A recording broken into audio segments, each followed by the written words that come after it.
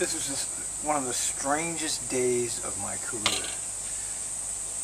It was one of the most intense, unusual meetings I've had. It was the most intense, unusual. It got hot. It got hot in there. I mean, I was yelling. That's how hot it got. I never yell. But in that meeting with Robert Romo, I got hot because we're not talking about my job as a bus driver here. They're talking about nitpicking me on all kinds of strange ideas about rules, like I can't take another employee's picture which is in the public domain already and put it on my blog without somebody's picture that's already in the public domain somewhere. They're telling me I can't take that picture and put it on my blog without express permission. That's not within. They're way overreaching their purview of reach. If the picture's in the public domain, if a fellow employee has made a post of some sort in the public domain, then I have the right to post that on my public domain blog. Okay, you can tell me I can't take pictures of people that are at work. That I can understand, but pictures that are already in the public domain, forget it. This is the internet, baby. Okay, you put something on the internet, it spreads. Don't expect privacy. You put your picture up there, you put a video up there, you put some statement about me or anybody else up there. You saw what happened to Dan Christensen. He had a post up for what? It's public. Once you put it up there, it's there. These people here cannot regulate that, even though they're trying to.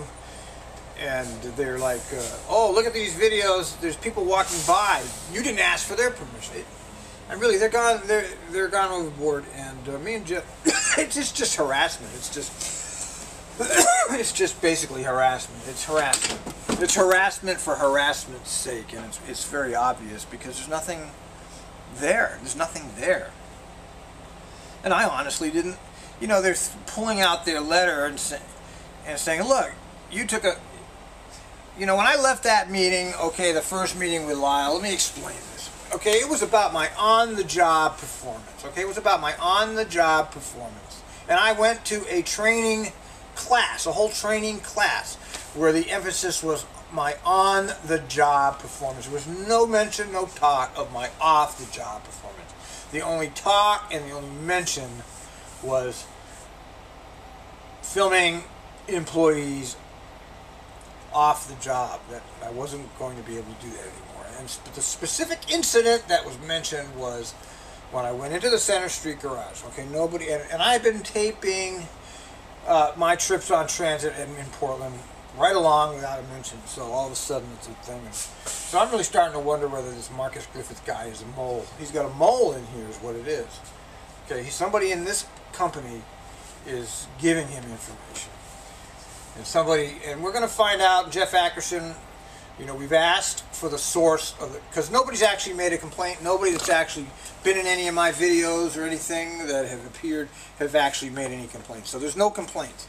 So it's all coming from a management figure somewhere. A management figure is making this stuff up. Oh, look, there's a guy in his video walking by who's an employee, and he did see what they're trying to do. They're reaching so far to actually try to use stuff that is incidental in anything that I'm doing. So in other words, there's management here that is trying to get me shut down, and they're using harassment to do it. That's what's going on here, and we're well aware of it.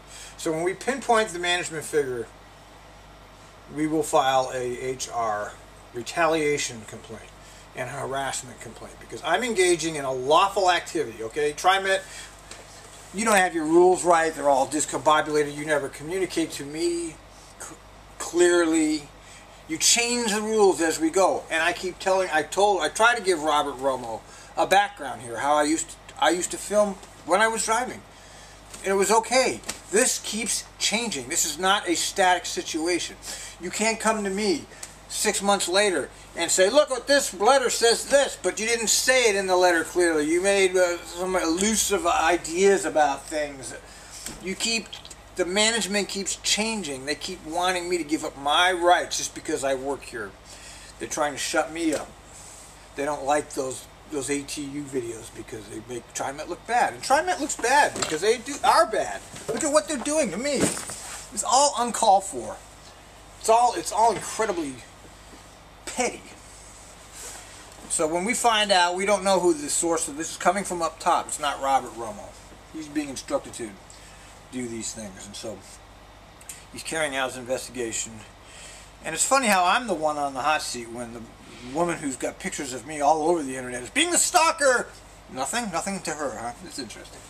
It's interesting how these rules that are being made are only for me. Nobody else gets called in. There's tons of videos around here of from other people, but I'm the one that's in here. So we got your number. We know what's going on. Okay, it's not like I'm stupid. I understand what's happening.